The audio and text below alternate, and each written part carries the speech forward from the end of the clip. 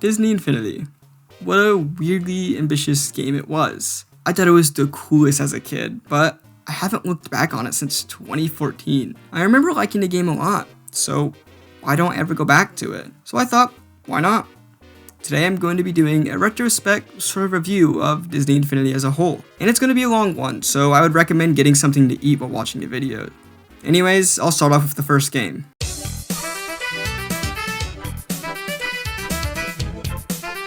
As a lot of you probably already know, Disney Infinity is a Toys to Life game. You know, one of those games where you get a portal and figurines and it's basically just content locked behind a figure. The game was developed by Avalanche Software. They have worked with Disney in the past to develop their Toy Story 3 video game, which was received very well critically and financially. So that game's engine and mechanics are basically what the foundation of Disney Infinity was built off of. Disney Infinity released on the 18th of August, 2013. It was sold as a starter pack. This gave you the portal, the game, 3 figures, and a playset for each respective figure. This would cost you around $75.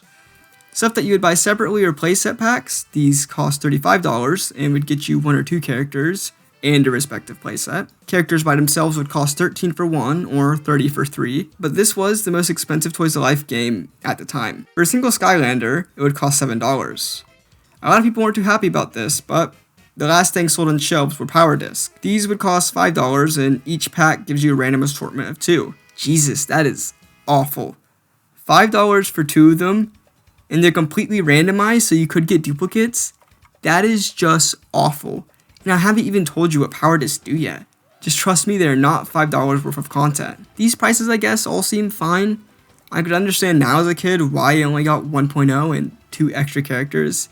These were expensive for what you get. But luckily I'm playing the Steam version of the game, which gives you all of the 1.0 content just for $30, with no portal or characters needed. This is insanely cool, and something I wish other companies did with their Toys to Life games. Let's finally play the game. Starting off, we see 3 main options: playsets, the toy box, and virtual base. I guess I'll just start off with the virtual base. It's the replacement for the physical base you would set your characters on. Other than choosing your character, you have the option to put on a power disc. These hexagon-shaped discs can only be used in toy box mode. These will sometimes give you vehicles or weapons, but a lot of these were sky domes and texture sets for your toy box worlds. This sucks. These give you almost nothing and costed so much for only 2 of them, and you couldn't even see what you were going to get. You could get 3 power disc packs with a chance of getting duplicates and only get 6 power disc, or just buy a new character and have some money left over. After selecting your character, there are 2 options: playsets or the toy box. These are the 2 main game modes Disney Infinity offers. I'll start with the playsets. A playset is a world themed around one of the 5 Disney franchises chosen: The Incredibles, Monsters University, Pirates of the Caribbean, Cars, Lone Ranger, or Toy Story. They basically advertise these as each playset being its own game. They all follow a very linear structure. You go through a set storyline that could be retelling the events of a movie, or sometimes be its own thing. Just go around each hub world and talk to cast members, and they'll give you a quest. Sometimes they could be main story quests, and other times it can not progress the story at all. They didn't do a good job at distinguishing which is which. And a lot of these missions get stale after an hour. Most of the time it's go there, defeat enemies, or build something. In all the playsets, you'll be doing platforming, riding vehicles, using your packs and tools, battling enemies and bosses, customizing the buildings or people. But some playsets have exclusive stuff, like in Pirates of the Caribbean, I can customize my ship and sail it across the ocean. Or in the Lone Ranger, I'm customizing a train and using it to deliver goods across other towns. All the playsets have pretty decently sized pheromones and are all unique setting-wise. They have an addictive quality to them as you keep completing more missions and unlocking more of the free roam. But like I said, the missions become really stale very quickly, and when you unlock more of the worlds, it doesn't really do much other than give you more missions. Out of the 6 worlds, only 3 of them feel worth it and fun to explore: Monsters University, Pirates of the Caribbean, and the Lone Ranger. The Lone Ranger, in my opinion, being the best out of the 3. While in most of the other playsets, you do the same thing, and to be honest, in these ones that I mentioned, you do as well. But they have pretty cool free roams to explore, like being able to go to the enemy campus in Monsters University, or trying to catch the ghost horse in Lone Ranger. But at the end of the day, all these are pretty boring and repetitive, other than the missions that are collectibles you can obtain in each hub world, which, like I said, this would be cool if they were fun to explore. A lot of worlds feel lifeless and have really nothing to do in them other than the missions. They also have challenges as well, but these are exactly what you expect: races or do something in a certain amount of time. These worlds also have their own form of currency, and this currency you can spend it on stuff in the toy store. The toy store is where you could purchase new buildings, vehicles, and weapons for your toy box. You can unlock more and more as you progress through each story, and once you purchase them there, you can use them in the toy box mode. Well, some of them. While playing the game, you collect this blue sparkly stuff called Sparks. This levels up your character. Leveling up your character gives you spins in the toy box vault, which they removed from the PC release, so leveling up your character in this version is completely worthless. But hey, the main thing they were selling were these characters by themselves, so they must be pretty good, right? Well, I really like the art style in this game. I like the concept that they're all toys, so it isn't weird seeing these characters in the same universe. And it matches that whole toys to life concept, and that these stories are being told through a kid playing with his toys. It really helped this game stand out, but I'm honestly glad I got every character of the PC version for just $30. It is not worth it to go out of your way to purchase most of them. All the Pirates of the Caribbean characters? Yep, they fight with swords and can shoot a gun. All the Monsters University characters? They scare people. All the Toy Story characters? Yeah, they can throw balls. Almost all of these characters do the same thing. Like, more than half of these characters don't even have a fighting animation, they just dash forward. Perry the Platypus gets a fighting animation while Phineas just rolls forward, and all the Pirates of the Caribbean characters literally all do the exact same thing. Everyone from Toy Story does the same thing. The cars are literally just cars.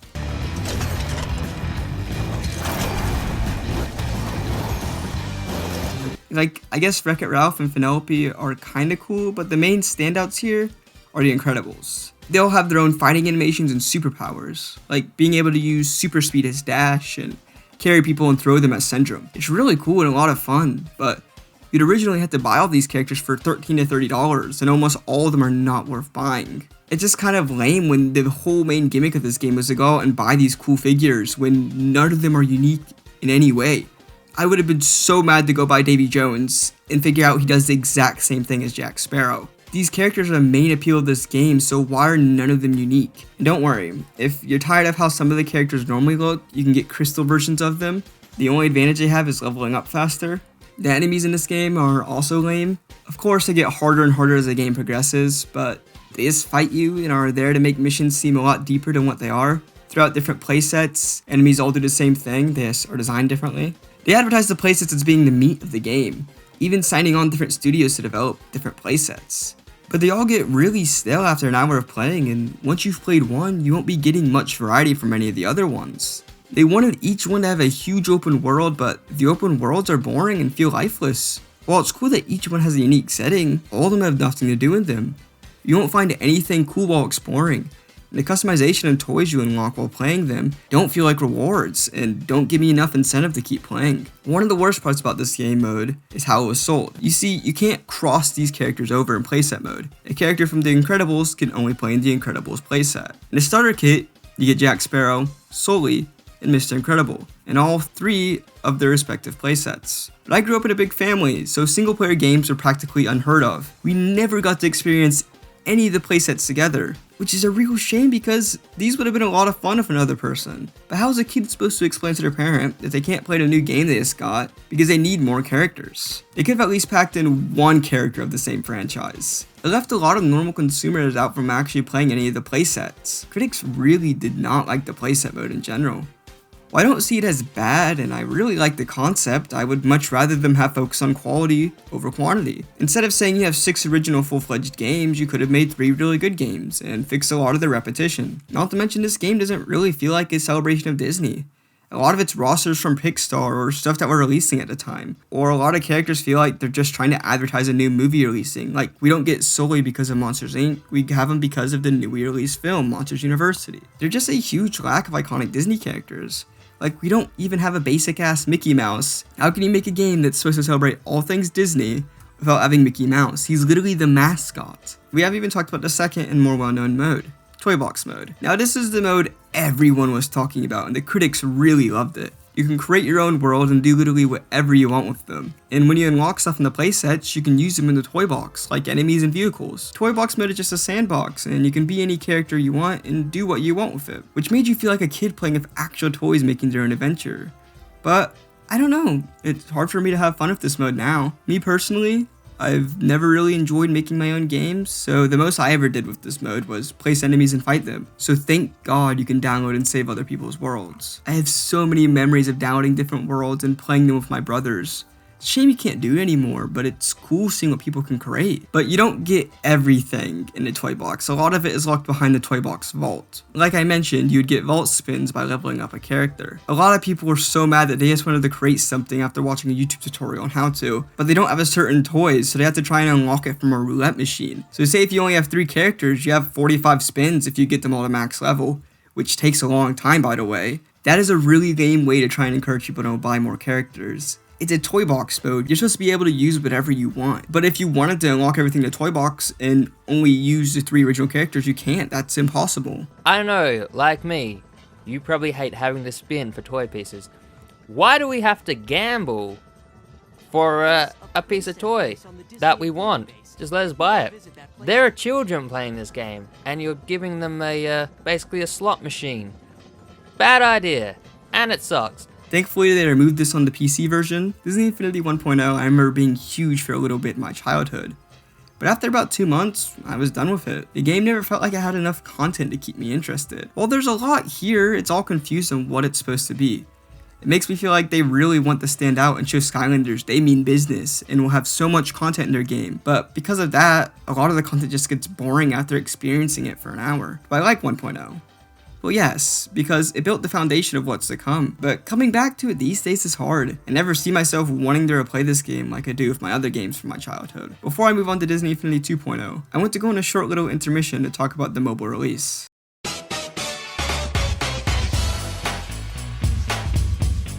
So when this game was first being shown, something very weird was announced alongside.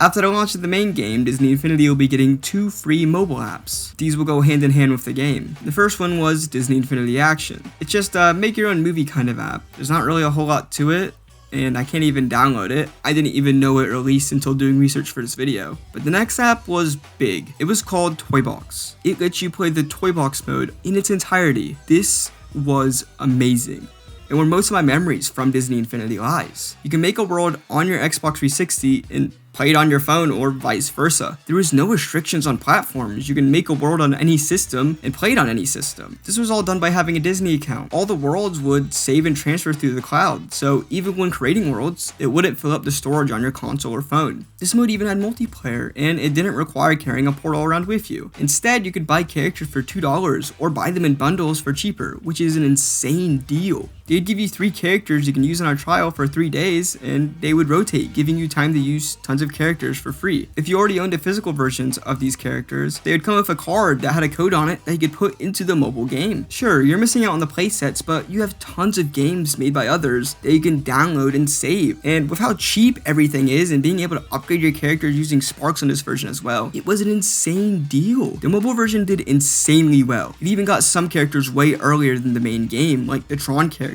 or Black Suit Spider-Man. It got supported all the way until 3.0, and I still have them saved on my Apple account. While I can't download the 2.0 one, I can still download and play the 3.0 version. The mobile version of Disney Infinity was super cool and extremely impressive, and for a lot of people, it made the main game pointless, especially to parents. The fact that a game that was on all the big consoles at the time I could just also play on my iPad was insane to me as a kid. But yeah, I just thought I should throw this in there. This version is extremely impressive, alongside the PS Vita port, I guess, which got 1 exclusive figure. But now back to the main game.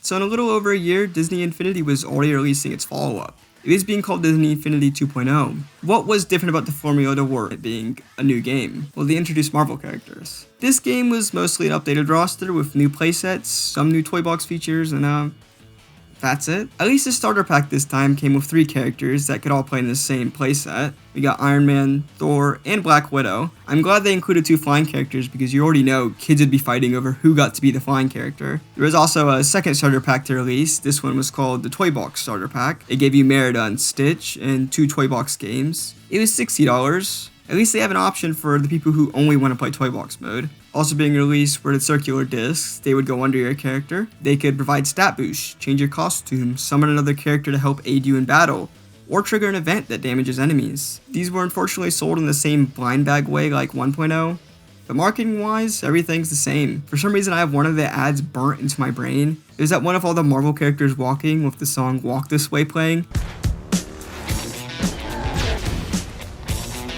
It's probably because this ad would play on Disney Channel 24/7 along with the 7D, and I didn't do it. Once again, I'm playing the Steam version. It comes with all the content, and even the content that was exclusive to the mobile version, like the Tron characters. On the menu, everything looks the same really, other than the new mode called Disney Toy Box Games. But I'll go ahead and start with playsets again. So this time, there are only 3 playsets: Avengers, Guardians of the Galaxy, and Spider-Man. No Disney-themed playsets, and a significant less amount than the last game.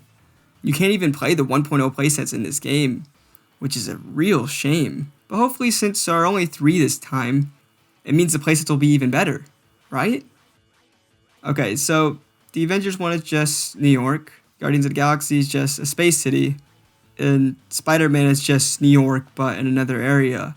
What the hell is this? Why are there 2 playsets both set in New York? How do all these free roams feel even more empty than the ones in 1.0? Sure, the city has people walking around and cars driving, but they don't do anything. There's nothing to do in the city other than the challenges or get stupid collectibles. There is no exploring here, it's just a bland city. The Guardians one might be a bit better because it has some style, but there isn't anything to do there either. They even removed content from 1.0. You can't customize any buildings or unlock new weapons. They just removed it. Also, navigating the menu to get to missions sucks. It gets very cluttered and there's no way to tell what a main mission and what a side mission is. To be honest, I don't even think they have side missions anymore. You know what would be really funny? If these characters all couldn't cross over with each other. Because you know, they're all Marvel, they're in the same universe. This is so dumb. I kind of understand in the first game. They didn't allow it, but this doesn't make any sense. They're all in the same universe and world. Hell, Avengers and Spider-Man are in the same city, just different parts of it. Fine, I'll admit, they did kind of address the issue. In each hub, you could find crossover coins for 2 characters. Once you collect 10 of them, boom, you could be Nova in the Avengers world. But like, why not do this with every character? Why are they characters I can unlock in the Avengers world or Rocket Raccoon and Nova? I want to be Spider-Man. I don't know, this just annoys me. You're paying for these characters, and sometimes loads of money. So why can't I use them wherever I want? Especially if they're in the same universe. To make this even worse, the missions are so much worse. You literally do the exact same thing. Every mission just revolves you going over there, fighting enemies, fight enemies in a holdout location, try and protect the bus from moving. That is it. It gets so boring. I only played each of these worlds for like 30 minutes. I just don't really understand. This mode was criticized in the first game for being so stale. So why is it so much worse now? I do have very vague memories of playing this when I was a kid, but not much. It's just boring. Okay, so let me relax because there is one good thing. The characters this time around are so much better. Every single one of them has their own unique combos. Well, except Rocket Raccoon. He just has the normal dash forward for some reason. There are also a lot of new mechanics like flying, wall climbing, and web slinging, and these are welcome additions. Each 2.0 character has a skill tree. You get more and more skill points as you level up, and it's fun leveling up your character to try and unlock new abilities. You could build them to be super strong, have good range attacks, or be a tank. So it gives you a lot of control on how you want your characters to be, even giving you the ability to reset your skill tree if you want to go another route. The 1.0 characters even got a skill tree as well, where you can slightly upgrade their abilities. I'm honestly surprised they added that. This makes fighting enemies more enjoyable, but it's still a button mash and the enemies don't seem to have very much tweaking done to them. Yeah, but I don't have much to say about the playsets. I'm really disappointed. They were so much better in the first game, and in that game, they were only okay. But after playing these ones, they feel like masterpieces. Well, playsets are really bad in this game. What about the new mode? Toy box games. So, there are 4 options, but don't let this fool you. There's actually only 2 game modes, just basically asking, do you want to play with Disney characters or Marvel characters? The first game mode is a tower defense game. It's okay, they didn't really add any new spins to the formula other than, I guess you can now fight the enemies as your Disney Infinity character. Like, it's a good game mode, but that's just because it's tower defense. The other one is a dungeon crawler. You move forward, find keys, unlock doors, and you have a sidekick. They didn't help me at all. The game mode is pretty boring, I'll be honest, but maybe that's because I only played the first stage. I don't know. Yeah, that's all the Toy Box games. One of the new features in 2.0 feels like something they just created in their own Toy Box and released as a new game mode. I mean, these games aren't bad necessarily, just boring. But surely the Toy Box mode can save this game, right?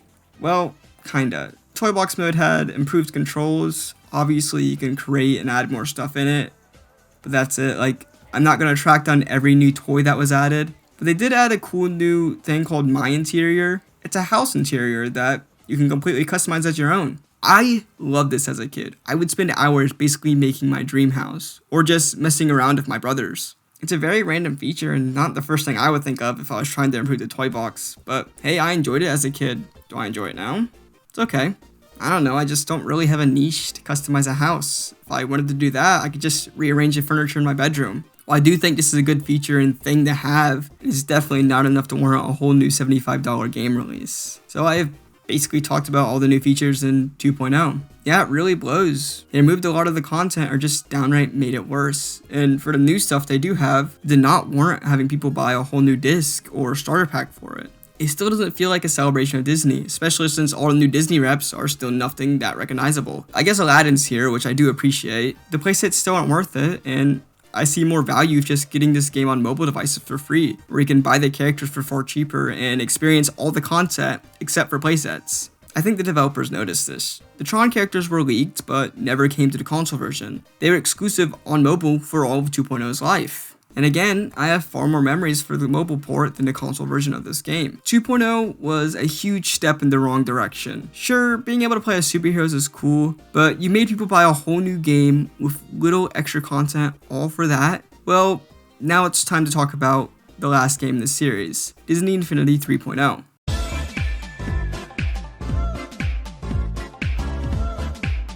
Disney Infinity 3.0 released less than a year after 2.0, this time with the inclusion of Star Wars characters. I'll be honest, I never played 3.0 as a kid. I didn't even get the app. I was 13 at the time this game's released and was in middle school. I had to be cool and start playing Call of Duty. I couldn't be playing a little kid's game no more. I'm just gonna say this now. But I'm upset I did not play 3.0 when it released. It came out on the 30th of August 2015. It had one starter pack and it was $65, cheaper than the first two. It came with Anakin and Ahsoka and their respective playset. Also, they finally stopped making power disc blind bags. Now instead you buy them in packs where you can see everything you're gonna get. Now we only have two options to select, play and build. On the play option, we have 4 playsets and 2 new toy box game modes. I'll start with the playsets. Oh my god. The playsets this time around are so good. Okay, so the Star Wars ones cover the Clone Wars, the original trilogy, and the new at the time, Force Awakens. 3 absolutely massive worlds, with each one of them having multiple planets you could fly to and you can travel through space. The world also has lots of details and fun collectibles that I would just catch myself often getting distracted just trying to get one of the collectibles. All 3 of these playsets cover Star Wars so well, with each one having 3 planets to fly through that are absolutely massive. That's 9 cool worlds that are fun to explore. Not only that, but the missions are so much better. Story missions are pretty unique now. Like in Hoth, I have to take down AT-ATs, and there are multiple ways to take them down. It's a lot of fun. Or I have to go to a cave and fight a huge wampa. The side quests are basically what the old main quest used to be, and in this game, they feel worth it because you get loads of sparks and XP for completing them. And now that they aren't the main quest in the game rather than side quests, they're fun. Like, they always felt more like side quests anyways than main quests. And each playset stands out on its own. Like in The Force Awakens, I can collect salvage and use it to build stuff. In the original trilogy, I can do races for money. I got really into playing the original trilogy. Just exploring is a lot of fun. A lot of the menus are fixed, finally being able to distinguish what's a main quest and side quest. Also, the skill trees are now split into categories, making it so much easier to look at. But by far, the best change, finally, I can beat any Star Wars characters I want in any Star Wars playset. You can do this by collecting a crossover coin. Just collect 1 for any character, then boom, now you can be them. Just weird they finally add them when it makes the least amount of sense to. Like, these people are from completely different time periods, but I'm not complaining. It took them long enough to add this. I just wish if I was being Obi-Wan in the original trilogy, I could be old Obi-Wan. Or if I was being Han Solo in The Force Awakens, I could be old Han Solo. Because the models are there, but oh well. They also revamped the vehicle controls as well, and they feel so nice. Characters are even better this time. A lot of them will have multiple combos and timed attacks. Meaning, if you press the attack button at a certain time, you can do special moves. And it's a lot of fun to pull these off. It just sucks they didn't improve on the enemies, so oftentimes I'll be trying to do one of these timed attacks, and the enemies will just keep attacking me. So I was never able to pull one of these off successfully without being super far away from the enemy. These combos are made of actual player versus player fighting in mind, which sucks I can't test it out. These playsets now are a lot of fun, and I was genuinely having so much fun playing through them. But there's one more I still need to check out, the Inside Out playset. So they finally made another Disney playset since 1.0, which is insane it took that long. This one is for their newer release film at the time, Inside Out. And this one was a lot of fun too. Not only is it completely its own thing, but it's a 2.5D platformer like Super Mario 3D World. Characters even have different abilities, like Joy being able to float or Fear being able to run fast. The platforming isn't very hard, but it's kind of addictive and has that one more stage aspect to it. It's a lot of fun trying to collect everything or get a perfect score on each stage. Don't get me wrong, the game mode isn't amazing or anything, but it's nice seeing them attempt something new here, and it wasn't bad at all. Most of the stages are forgettable, but they do have a stage where platforms move with the beat of the music. And when you turn on one of the platforms, an extra instrument will be added to the stage music. And I like this a lot. But other than platforming stages, they have a puzzle that's similar to Tetris Attack, kind of. It's not a bad puzzle game, it's just a bit confusing on why it's here. Sometimes they'll have you come back to play it so you can get to the next stage, but other than that, you just play it for fun or whenever you like. So far, the toy boxes have been the best they ever have been, and I've enjoyed my time with every single one of them. But now let's talk about Toy Box Takeover and Toy Box Speedway. Toy Box Takeover is a more fleshed out version of the dungeon crawler from the first game, and it's far better here. You can be any character you want, and there are a lot of hidden collectibles they can find.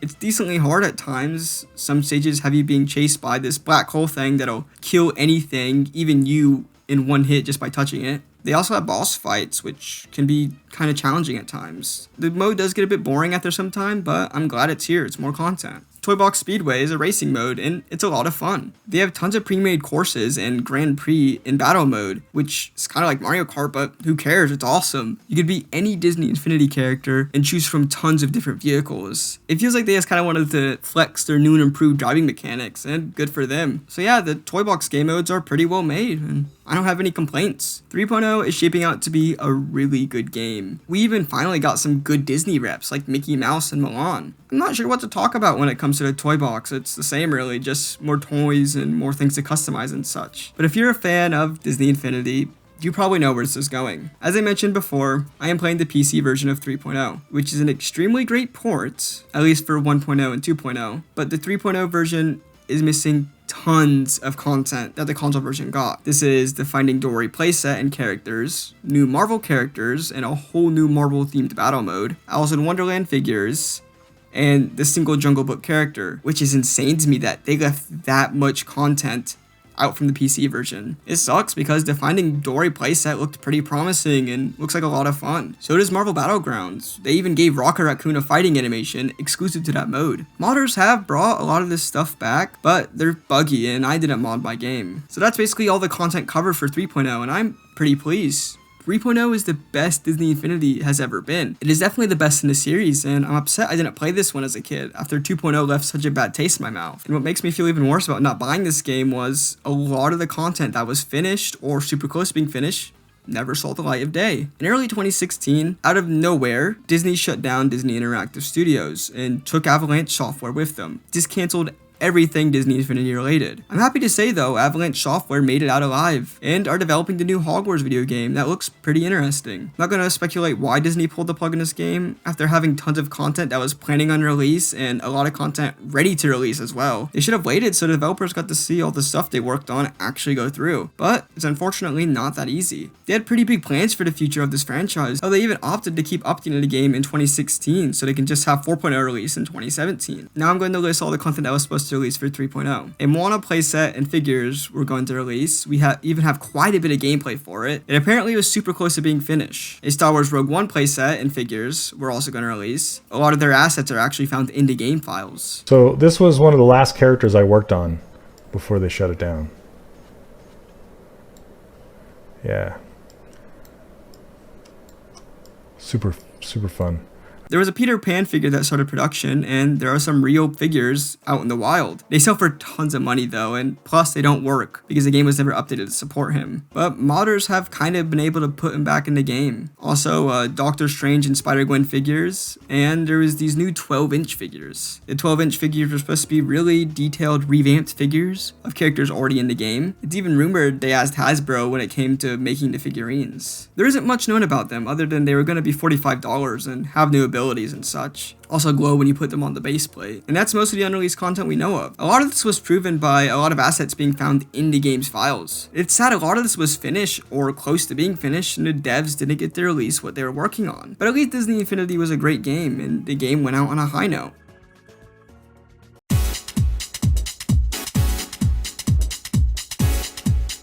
I know, a lot of you are probably confused right now, but there is no Disney Infinity 4.0. Well, a lot of 4.0 leaked, and they were really early into development on the game, which makes it hurt even worse that they just killed this series off. It was supposed to release in 2017, and the content would have focused on material from Cars 3, Star Wars The Last Jedi, the new Pirates of the Caribbean movie, Coco, Guardians of the Galaxy Volume 2, and Thor Ragnarok. The big new feature for this mode was a toy box story mode called Disney Infinity Kingdoms. Gameplay leaked the whole entire first level, even showing you what some of the new HUD elements looked like, and it looks okay. I don't know, I think it's far too late to now have a huge story mode where you could beat every character. I feel like this is what Disney Infinity should have been in the first place. Don't get me wrong, it looks really promising and it sucks we didn't get it, but honestly, it's what the game should have been in the first place. Some other new features are AI players, which is so cool, and the other new features we know about is an updated moveset and skill tree for every released character, so they match the quality of their newer characters, and that would have been amazing. It's a shame we'll never get to play this, but it's amazing to me we even got gameplay of it in the first place. But through this journey, I think my favorite part was the community. This game is a huge fan base and community, still keeping the game alive today. We get lots of cool mods, people are even trying to bring back the online functionality in the game, and if it wasn't for all the info being so well organized and documented on the Disney Infinity fandom site, this video would have been a lot harder to make. These games were a big part of my childhood, and I'm very thankful for these developers for releasing a great game. The game lives on today with them even starting a toy line based on the art direction of Disney Infinity. When it comes to Toys to Life games, Disney Infinity started out as a pretty okay one. But over time, they wanted to grow away from that, and I wish they got the opportunity to do that. Well, it sucks this series was cancelled with so much more content on the way. I am thankful that 3.0 released with as much quality content that it had, and I'll always remember this game series. If you've watched this far into the video, thank you so much for watching, and if you do like big retrospect of video games you played as a kid, I would consider subscribing maybe. But again, thank you so much for watching all the way through.